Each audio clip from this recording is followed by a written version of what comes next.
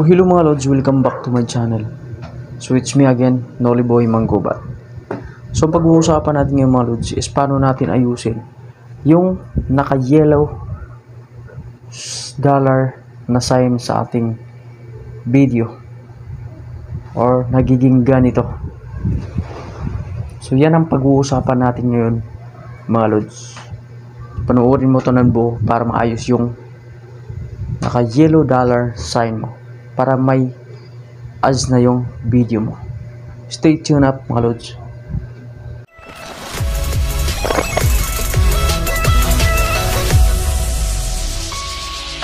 Alright mga lods, so na natin gagawin is punta tayo sa YT Studio, pindutin natin, then hanapin natin yung video na may ad suitability or yellow dollar sign. Ayan, sa nakikita nyo. So yan ang ayusin natin mga lods. So pindutin natin yung lapis, then limited ads, then i-off natin yan. Pag off natin, ayan na, naka-off na, monetization off. So ang susunod natin gagawin mga lods is pagka-off na dyan is punta na tayo sa Chrome. Sa Chrome natin, then search natin studio.youtube.com. Ayan, sa nakita nyo mga lods, search nyo lang sa taas studio.youtube.com, then pag open na, so ayan na mga lods, pindutin nyo na yung video nyo, lahat ng content nyo. So pindutin yung ayusin nyo, o sa nakita nyo naka-off yung monetization natin. So i-on natin yan, then ayun na, sa nakita nyo. So mapunta tayo dito mga lods. So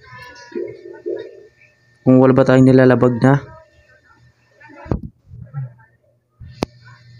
policy sa video natin, so kapag wala naman tayong nilalabag, wala naman problema mga lods, so pindutin lang natin tong none of the above, then sa nakikita nyo, ayan, na may kulay green, na wala talagang problema ang video natin. So click lang natin yung submit.